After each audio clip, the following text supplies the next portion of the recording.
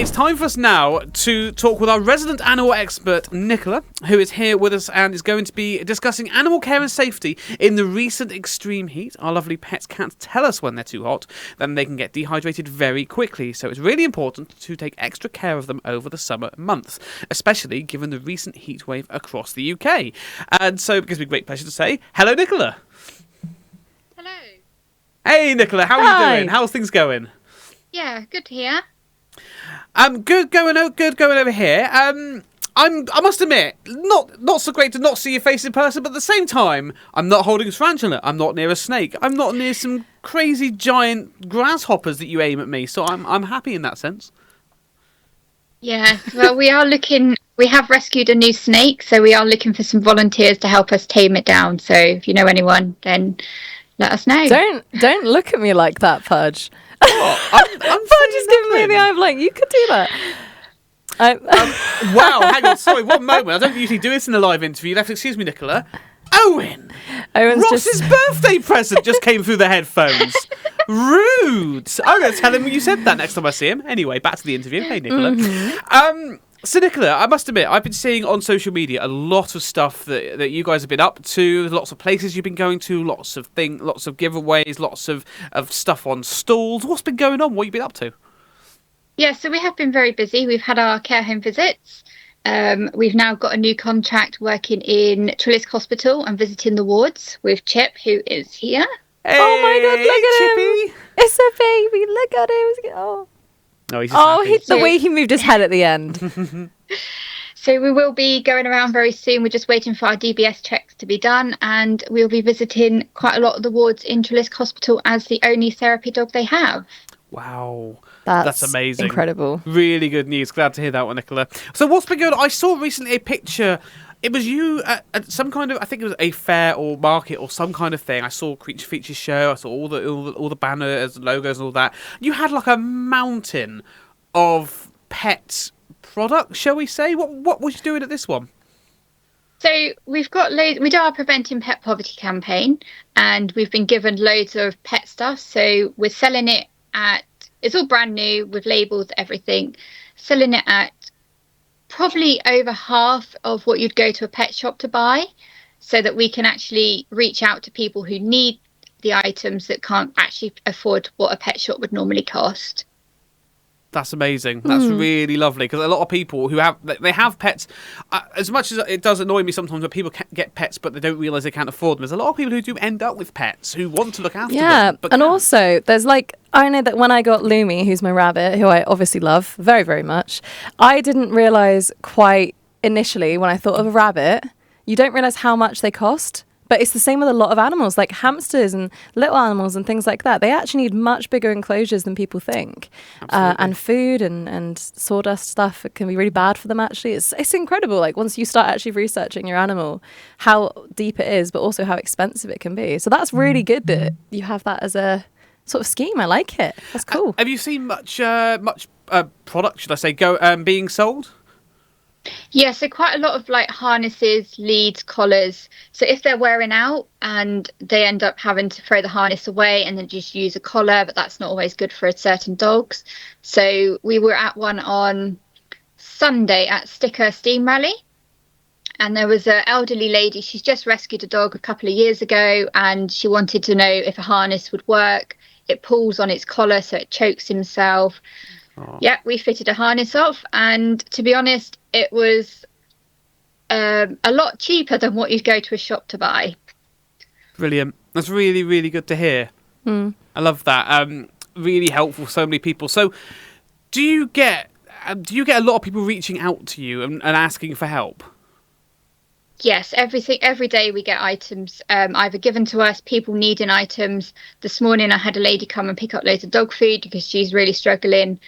I guarantee we'll get 3-4 cases a day, and we can only support what we can.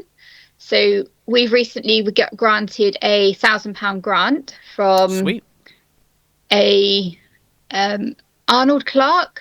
They do car hires, and that was able to make us purchase some more items so we can support many more people. Can you just, for people who it might be their first time meeting you, can you tell us a little bit about all the animals that you're supporting at the moment that are around? So we're currently, most of them are cats and dogs. We've got some rabbits that we're supporting, guinea pigs. We've had some birds.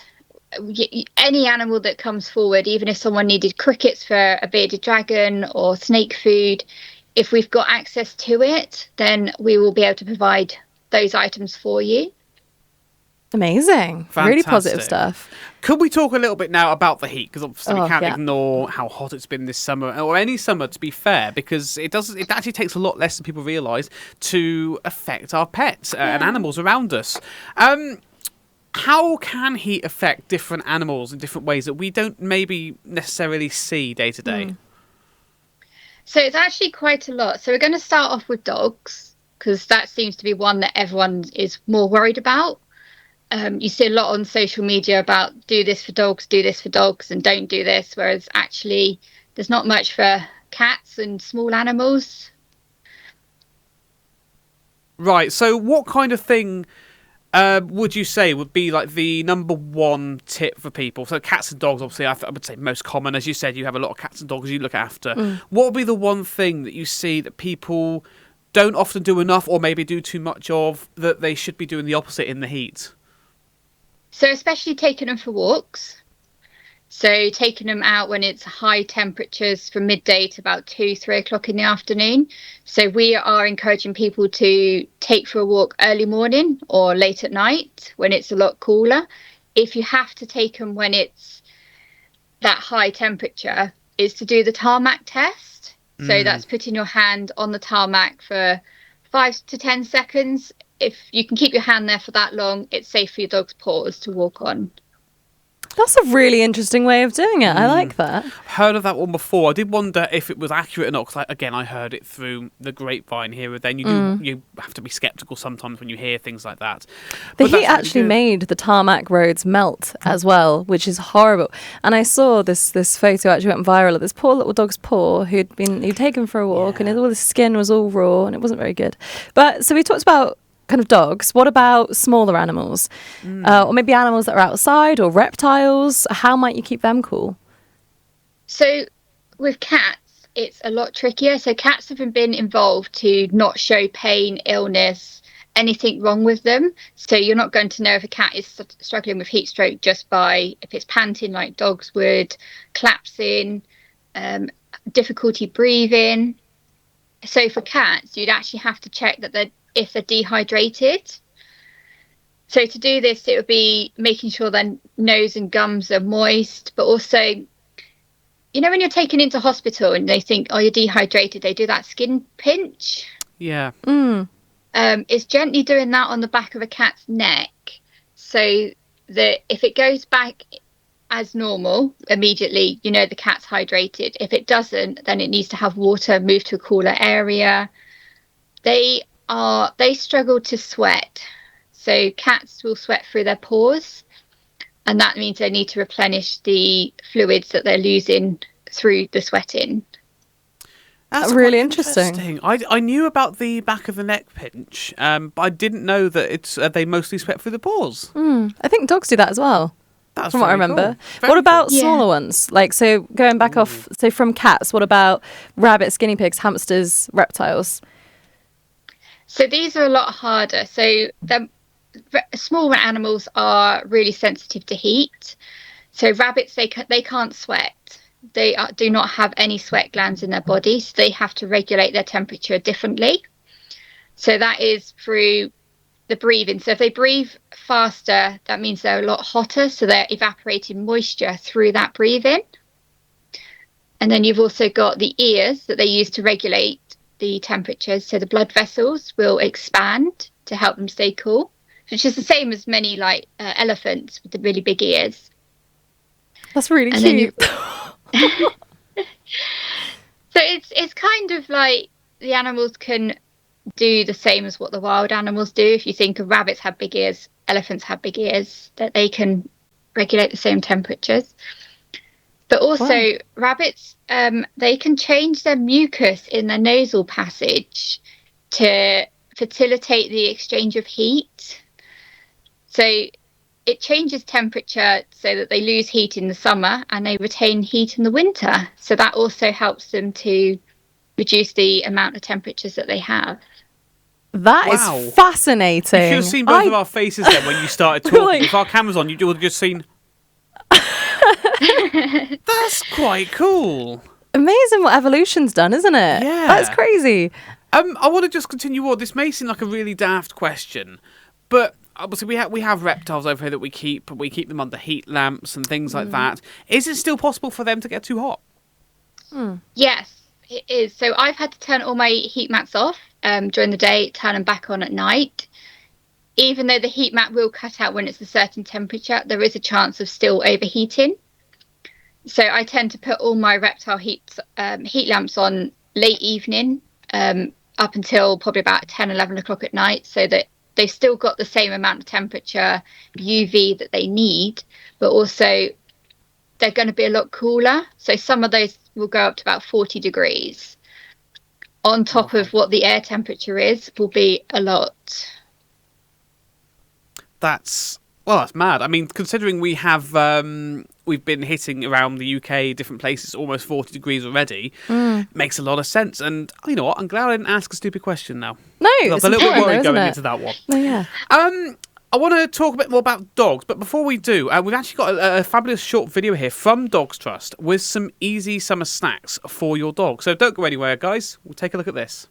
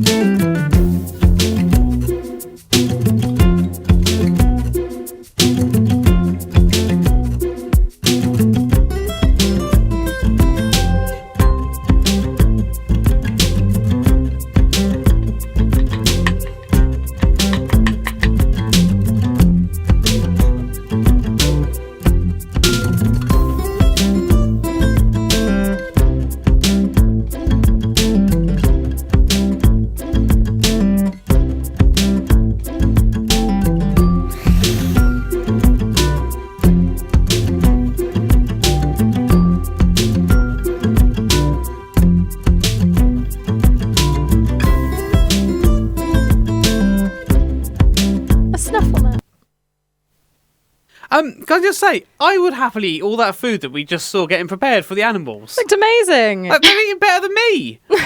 Absolutely brilliant, though. Lovely tips there. Thank you very much for that. Now, we've talked a little bit about dogs and the small animals. Now, you mentioned, obviously, we know about the homes work that you do, Nicola. What is your sort of more recent stuff that you've been doing? Have you got any stories that you're willing to share with us? So we started off in a lot more care homes now. And we are doing probably 2 or 3 visits a week at the moment, because there's just such a need for having animals visit care homes. We are in the process of applying for funding so that we can extend the work we're doing. I've got a volunteer. We've actually got our first ever volunteer coming to help me. So we've actually managed to arrange all that. So yeah, it's a busy time. So what's generally the plan, I suppose, or what's the structure for when you go into these care homes? Because I imagine people get quite excited when they see animals, or even what animals do you bring as well? Yeah, so normally our first ones, until we know who's at the care home, what if they're mixed abilities, if it's dementia, if it's end of life, if there's any concerns that we need to be addressed, if it's one-to-one they need. We normally take rabbit, guinea pig, snake and tortoise. That gives a huge range of people who've lived abroad, people who have kept pets, those that have travelled. If they were younger and they kept tortoises, if passed down through their family, which is a common thing we've noticed at the moment. And then next visit, it could be, for instance, the rabbit, guinea pig, chicken. And then we can say, okay, well, Chip can come along, or we can bring the millipedes, the cockroaches, anything else that we've got. Who's Chip? Chip the dog. Chip the dog. That's such a cute name. I believe, tell me if I'm wrong here, Nicola, you named him Chip because he is a sausage dog? Yes. Yes, there we go. I can't deal with this. I can't deal with this. We love Chip, except for when he pees on your shoes. He does that a lot to me. Anyway, I don't know why. Whenever he sees me, the first thing he does is pee on my shoe. That's great. Anyway, love you, Chip, honestly. There he is. Hello. He's the glasses. Oh, he looks really cool. He's staying. Look at him. Summertime for Chip. Oh, look at. He's just. Oh, I love him. I'm getting the vibe of. He's an icon. Why? Just why? He's an icon. I adore him. Nicola, it's lovely chatting with you. Could you give us some top tips for beating the heat in regards to animals? Yes. So walking when it's a lot cooler. Leaving a wet towel on the floor so that dogs can go in and they can sit on it, and not putting it over the top. Fans in an area, rabbits especially, and small animals, frozen bottles of water. Put in between the hay so they can actually get some coolness coming from that. You've also got fresh food. So we use a lot of licky mats at the moment, which you can freeze, which is what the video was showing. So basically they look like this. Oh, yeah. Oh, I've seen them. You can put all different food on it, put it in the freezer, and it takes them ages to lick it. That's a way of cooling down. That's also reducing the amount of exercise that they need. So the exercise is going to make them more hotter. So another enrichment for them to do instead of going out for walks. There's no dog that's died from missing a walk, but there's dogs that have died from being out in the heat. Yeah. There we go. Can other animals use the licky mats as well? Like, could you... I don't know what you could put in it, but maybe like for rabbits or something, I know that you could probably whip up something. I don't know. Banana. They love banana. Yeah, even just little bits of vegetable cut up and then put in the freezer so it's frozen. They can lick that. I wouldn't give it to rabbits too often, but it's something. And the main animals that people don't realise get over hot are fish. Oh, see, I wouldn't have thought that. As much as it sounds really silly, obviously fish have a heater. So my tanks are at 27 degrees. However, with the heat, the water can increase and the fish will go into shock. They can die because it's so hot in there. And it's just removing like 30% of their water and putting a lot cooler water back in. Well, I mean, that makes sense. I never thought that they could overheat. It's mad. No, I wouldn't have thought that. I was just thinking about those, the care homes. Yeah. The care homes that you go into, pardon me. Do you have any, fun stories about how they've reacted to some animals or maybe animals in the past? Because I can imagine maybe someone who, as you said, had a tortoise passed down. So it could be so interesting. I must admit, I know one of these funny stories. I'm pretty sure I can't say it on air, but Nicola, you know which one I'm talking about. It's fine. You can say that on air. So we've had a lot of funny experiences. One of them involved a Zimmer frame. That's the one. Dear. Okay. And beating up the client that I go with. The lady didn't like the tortoise, and she decided she'll just take it out on Stefan, who does the creature feature show with me, and just completely hit him with the Zimmer frame. How is his knuckles? I believe he broke them, didn't he? Yes. What? What? So an old lady attacked Stefan because she didn't like a tortoise? Honestly, he came around my house, I think it was the next day, with the fingers. I thought he was joking, and when he turned up with his fingers banded, I was like, oh, I shouldn't have laughed at you. We've got a message in the Mixcloud. Sagra says, I got a dwarf hamster for my daughter a few years ago. Even those kinds of small animals require at least £100 to £150 for everything and upkeep. Same with a Rankin's dragon we had. Wow. Well, yeah. There you have it. It's very true. Very true. Nicola, it's lovely to chat to you. We are quickly running out of time, as we always do. It's fantastic to talk to you as always. I'm hoping we can talk to you again soon. Maybe, dare I say it, see some more animals in person? I'd love to. I'm dibs. Yes, I will bring our new snake in. Well, I just heard dibs from Maya, so Maya what was his name? Rumple Snakeskin? Yes, we've got Rumpelstiltskin and now the new one, which we need to have named at some point. Start thinking of names, people. Oh, I'm so excited. Okay, cool. Fantastic, Nicola. Thank you so much for coming on. Stay cool yourself as well, and pass on my regards to Steph's knuckles. Great, thank you. Bye for now. Cheers, Nicola. Bye. See you again.